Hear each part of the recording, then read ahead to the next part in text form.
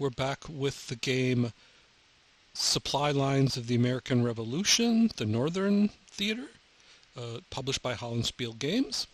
The first video I made about this game focused on how to move armies in the game and how to construct supply lines. In the second video, we will discuss the battle sequence in all of its details.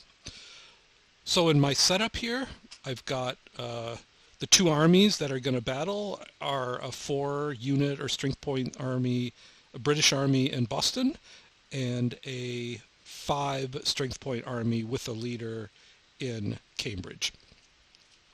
And the army in Cambridge will do the attacking, and the army in Boston will be the defender.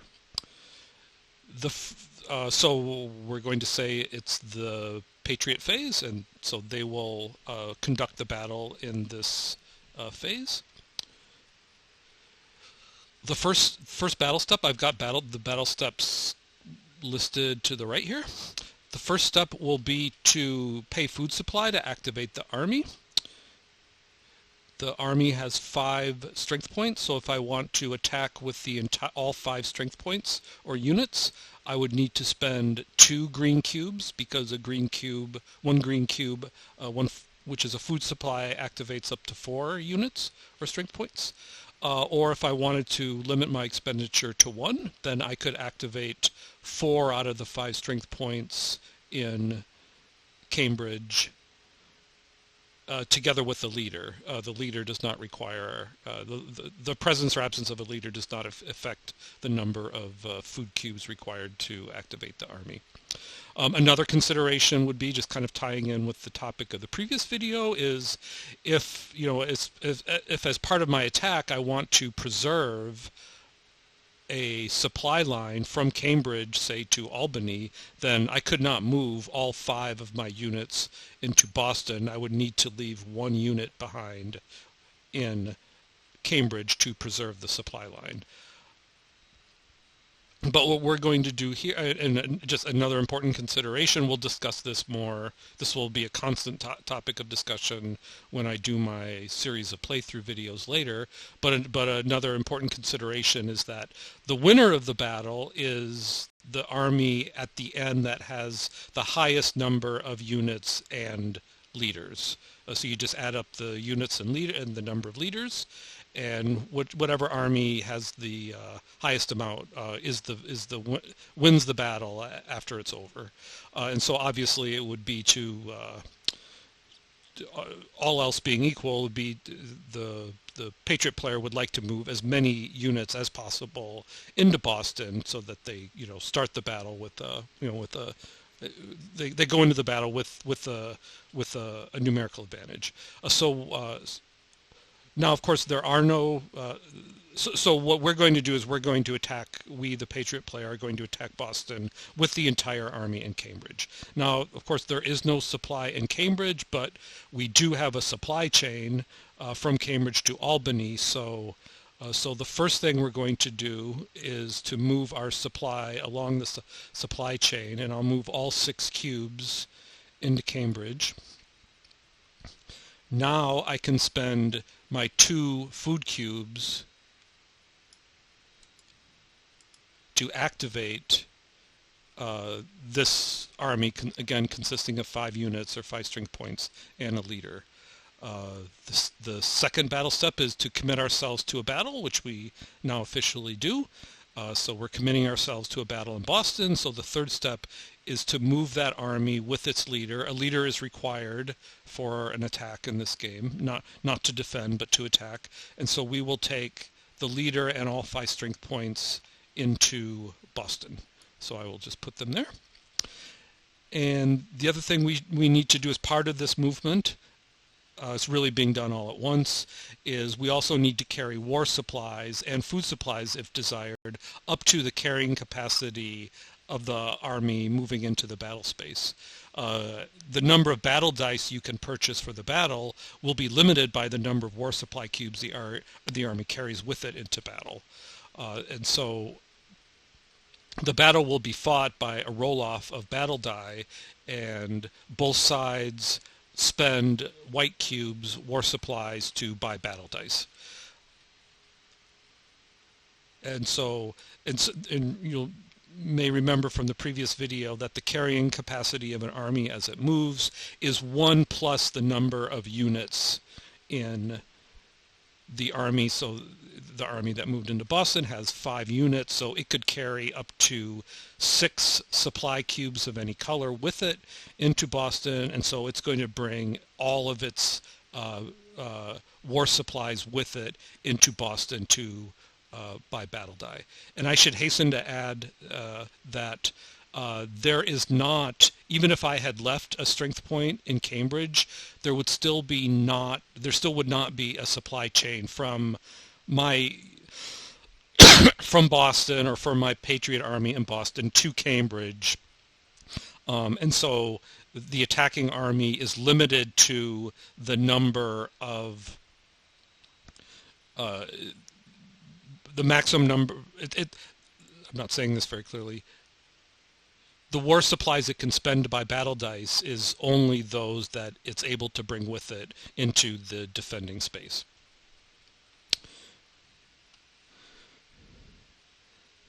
So step 4, the defending army, the army in Boston, decides whether to accept or refuse battle. And in just my solo plays of this game, that's a decision I sometimes forget to make. Sometimes I forget that, when I'm thinking about what the defender is going to do, I forget that the defender is eligible to refuse battle. And what the army in Boston would do to refuse battle would simply be, it would just move out of Boston into a neighboring space, a connected space that does not have any Patriot units in it. So at stage 4, this would be an eligible action for the British Army to take, and then that would give control of Boston to the Patriot Army. And there are rules about what supplies a retreating army, or I shouldn't say a retreating army, an army that's refusing battle. There are rules about what supplies it's able to take along with it. I think it depends on whether it's affected by whether the army refusing battle has a leader or not. But I'm not going to get into those details, because in order to illustrate battle, the army in Boston is not going to refuse battle. They are going to accept battle, even though it's probably not to their advantage to do so, given the long odds against it that it would win this battle. And of course, the Patriot Army could prevent the Patriot player could prevent the army in Boston from refusing battle by getting at least one Patriot unit into this area here. Then the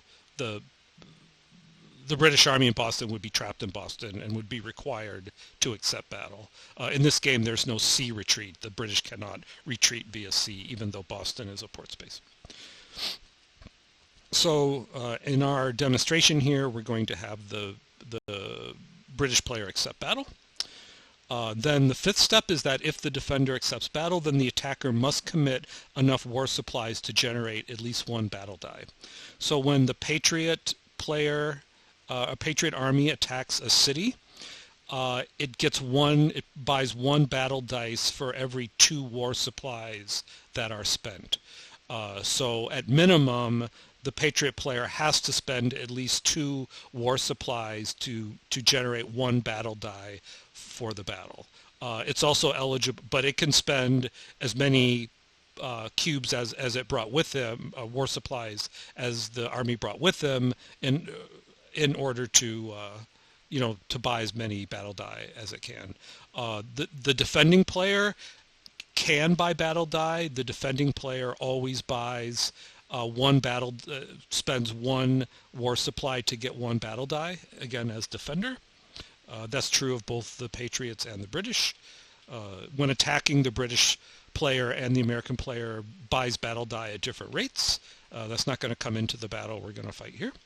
So we will have we're going to have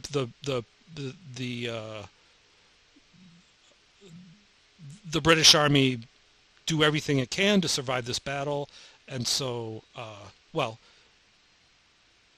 well, I'm getting ahead of myself a bit. So first of all, we are going to have the Patriot Army spend 4 white cubes, 4 war supplies to get 2 battle die.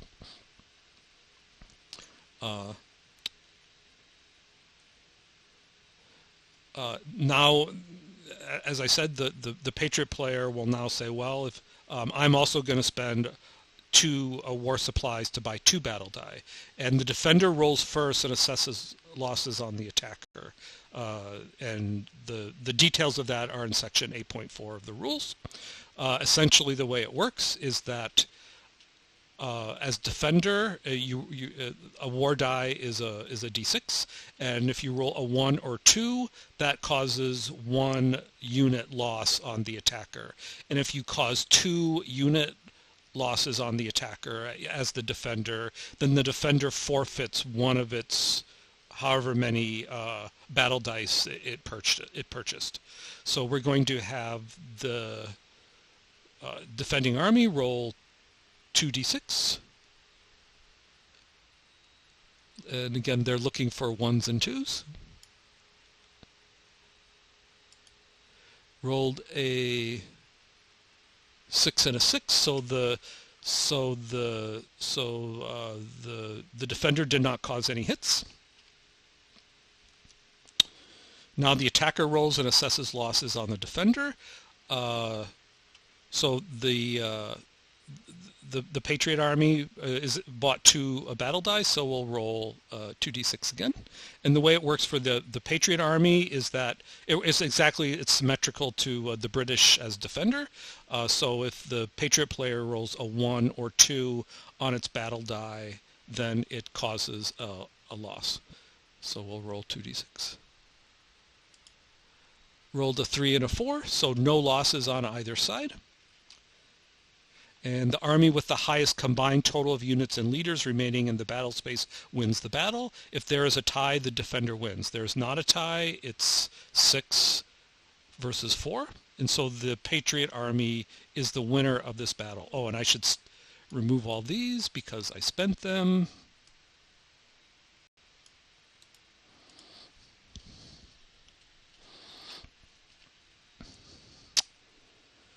9, move the marker on the Patriot support track if warranted. This is done before morale and surrender is assessed. This is really important. There's going to be multiple opportunities in a battle for the Patriot support track, which is essentially the victory track in this game. It's a little bit more complicated than that, but for our purposes here, that suffices. And so the first opportunity to move the support marker, essentially the Patriot Army the player wants to push the support marker here and then all the way down to the Treaty of Alliance, and the British player wants to push it in the other direction. Every time a Patriot Army attacks with a leader, well, it has to have a leader. Every time a Patriot Army attacks a British Army and wins, it gets to move the support marker 1 to the right towards victory. And so we will do that here. And so this was the Americans' first opportunity to move that support marker. But there will be other ones, and it's important to go through the sequence precisely so you don't so you get the right consequences for victory purposes of the battle when you're done. So we've moved the Patriot marker on the Patriot support track if warranted. If the attacking army was defeated, it moves back to the space it started in and leaves any remaining supplies it carried to the victorious army. The attacking army does not check morale. That's not applicable here because the attacking army won the battle. If the attacking army won the battle, the defending army must assess retreat, morale, surrender, and leader loss. So first scenario, if the defending army has no strength points left, it automatically surrenders. Morale need not be checked. The British Army does obviously have strength points left, so that's not applicable here. If the defending army has strength points left and the battle space was a point, the army that's the defending army must retreat. See the retreat process below. In this case, the battle space was not a point like this space, it was a city space. If the defending army has strength points left and the battle space was a city or fort, then the army assesses morale. If the defending army passes the morale check, then it holds the battle space and the attacking army retreats to the space it started in, taking whatever remaining supplies it still carries. There is no additional movement of the Patriot support track marker as a result of the battle. So the British player in this situation has to check the morale of their army. And I'm just going to take a quick look at the rules here for that, just to make absolutely sure I get them precisely right.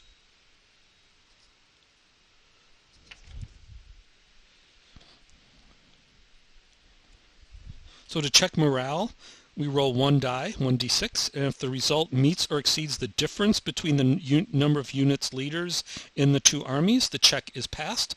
Otherwise, the check is failed and the defender must retreat. So since the difference is 2, if the British player rolls a 3 through 6, then the army in Boston holds. They don't lose Boston, and the attacking army, even though victorious, has to go back to Cambridge. If, however, while checking morale, the British player rolls a 1 or a 2, then the army in Boston will have to retreat out of Boston into this point. And so we'll roll the 1d6. Rolled a 6, and so the army in Boston holds. It passes its morale check, and the army that won the battle in Boston moves back to Cambridge, and the battle is over. Now let's imagine that the British army failed its morale roll. Then it must retreat. So we go to the next step, retreat. If there's an eligible space for the defending army to retreat into, then it does, leaving any supplies in the battle space to the victorious army who occupies the space. There's no additional movement of the Patriots' support track marker as a result of the battle. So in this situation depicted on here on the board, if the British army fails its morale check, its only option is to retreat into this point here, and the Patriot army takes control of Boston. And there would be no additional movement of the support tracker as a result. But however, let's go back now. Let's say that there is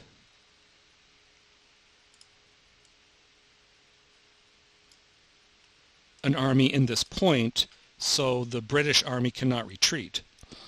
If there's not an eligible space for the defending army to retreat into, then it surrenders and the PST marker is moved one space in the appropriate direction.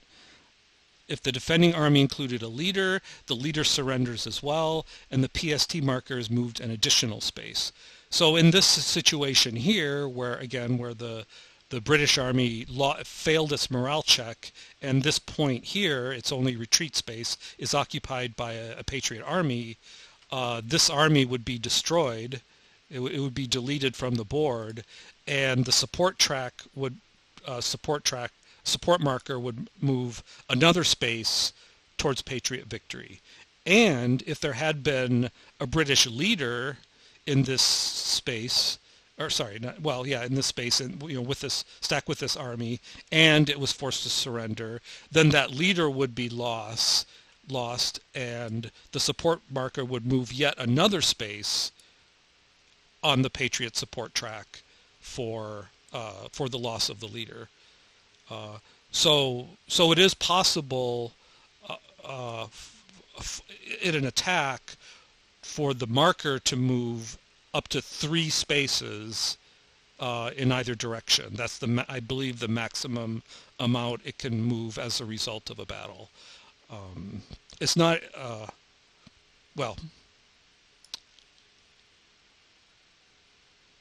I think I'll just rather than to go into additional details, I'll I'll just save those because I'm sure they'll come up during our playthrough video. I think I've done really what I wanted to do here is just to illustrate the essential features of the battle sequence in supply lines of the American Revolution. So I will stop the video here, and as soon as I can, I will start my playthrough series of videos.